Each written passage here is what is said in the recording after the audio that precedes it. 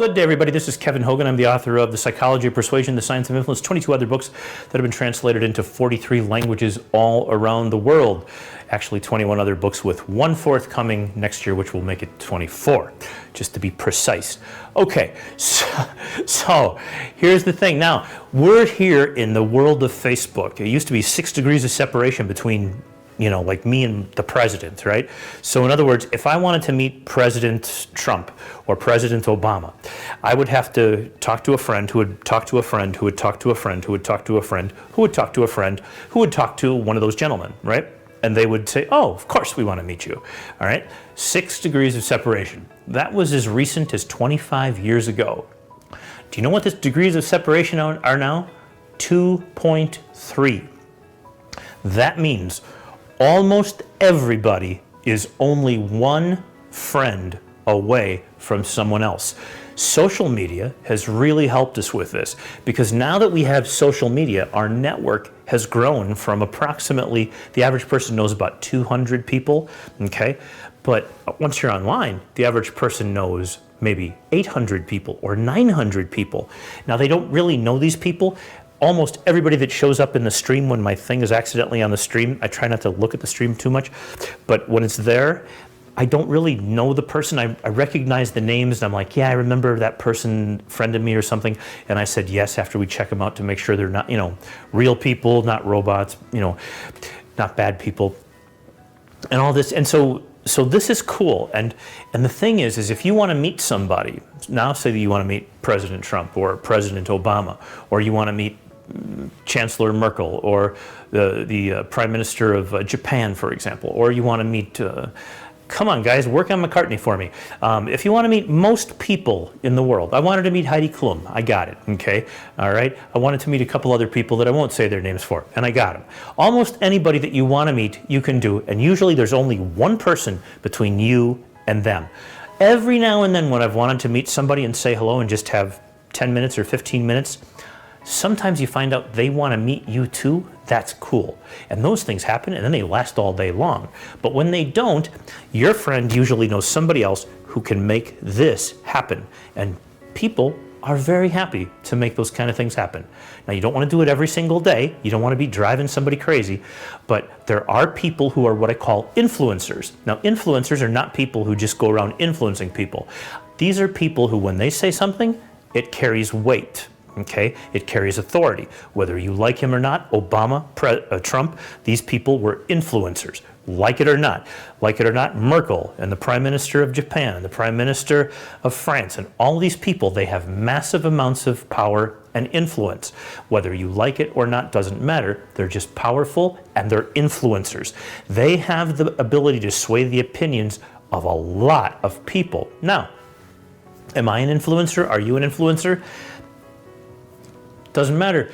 You figure that one out yourself. How many people? Do you have 500 people subscribed to your YouTube channel? You're probably an influencer and you don't even know it.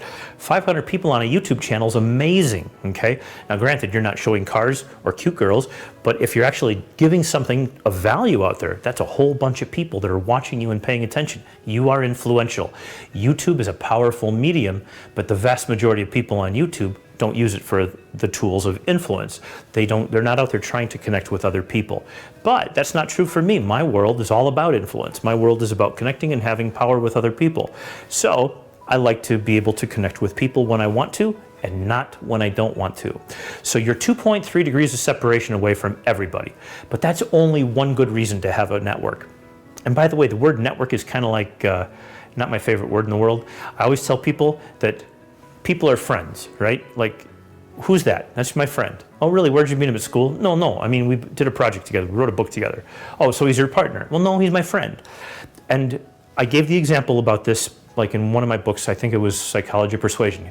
The fact is that if you're driving in Minnesota and it's January and there's a car pulled off on the side and it's kind of tilted a little bit, there's somebody inside and they're trying to get out, you don't sit there and think, oh, is that one of my friends or is that one of my business friends? Because if it's one of my business friends, I'm not going to stop and like pull over and help them. But if it's one of my friends, I'm going to do that. No, your brain doesn't know the difference between business and personal. There is no difference between business and personal in a brain. There's not one part of occipital that says anything about business or personal. Your brain either considers this person a friend or not. Okay? And what is the power of these friendships? What is the power of the connections that you have? It's pretty terrifying. Scary, important for you to know.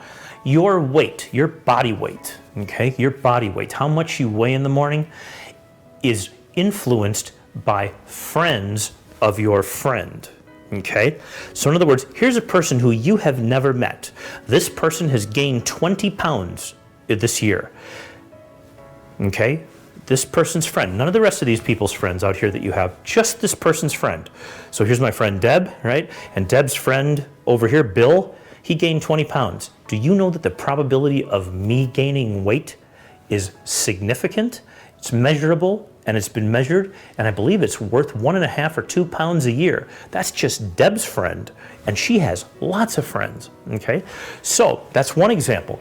Also, your health issues, the things that, like if you had a cold, or if you have the flu, or if you have pain in your body somewhere, that often appears out of nowhere, except for the fact that this person here, we'll say this is Gary. Okay, Gary, another friend of mine, and here's Gary, and Gary knows everybody, but Gary has this person here, and this person came down with like rheumatoid arthritis this last week, and it was really, really bad. Gary says nothing to me about this, nothing at all. I haven't talked to any of my other friends in my network for the last week, say, but all of a sudden I have a pain in my lower back. This happens. It's crazy. It sounds wild, but it's how real life works.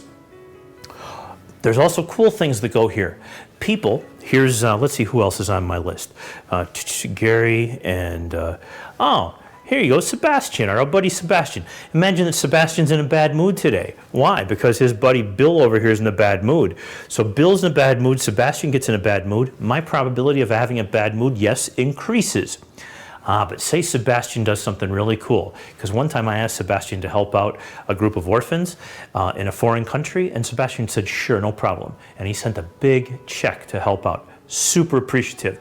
So when he did that, that was awesome, and it's also replicable, because when that goes through me to my friends back here, that makes them more likely to give, and in fact, that's what happens. The connections that you have through your friends, through the people that you know and that you work with, are way more important than just, hey, can you get me a connection over there? Can you introduce me for a job over there? I really would love to work over there. Can you help me out? Or, hey, I'd like to meet Heidi. Would that be okay? All right. So it's more important than you can even guess. But perhaps the most interesting is your performance. The people that you surround yourself with are critical. And usually there's 5 to 7 people, it's not very many, people that really influence you dramatically. These are the 5 to 7 people that you're in the most contact with typically in the course of a week, okay? Now granted, there is your children and your spouse if you have one, okay? And then your best friend, maybe 1 or 2 of those. And then there's a couple of people who you hang out with, maybe even more in your mind than you do seeing them as often as you'd like. But these 7 or 8 people, it's a very small number of people. These close people to you all have groups of people that are their friends, that are not yours, okay? And these people influence your performance at work. So today, check this out. Today was a really, well, this whole week has been challenging. I'll spare you the details. You had a challenging week too, okay? So challenging week, but here I am. We're making 7 or 8 videos tonight. And I feel good. Why? Because something didn't happen in my group of friends, but something happened out here that I don't know about. And it triggered something into one of my friends who then triggered something into me. And that's how this all works. It's the little nuances of connection that are so critical. Your performance at work, whether you're going to be happy or not, social people who connect with these people, they're happier, okay, than people who don't connect. Introverts like me, people who stay and they work and they make videos and do stuff like this, we're less happy. Okay, and so it's good for us to get out there and talk to people, and for you to say, hey, saw the video, it was really cool. That's social contact for me, really important for us introverts, okay? And I know you're saying, but Kev, I've seen you on stage, you're an extrovert. That's true, you put me up there and I am, but everywhere else, I hide, okay? So your health, your weight, your income is determined not by this group of people, just your 7 friends here, but there's 7. These 49 out here, these 49 people, they change your revenue. They change your revenue. Cool? Okay, I hope this gives you massive food for thought, because in my estimation, the power of friends is one of the most powerful laws of persuasion there is that no one understands and thinks about. I wrote about this in the Psychology of Persuasion. Check it out. But for today, just take home, make sure the people that you talk to are helping you in some massive way in your life. Usually it's love, happiness, ideas for your business, they're successful and you want to hang around with. All these things are contagious. They're all contagious. And the contagion spreads very, very rapidly. Okay, guys, that's it. I will see you here next time.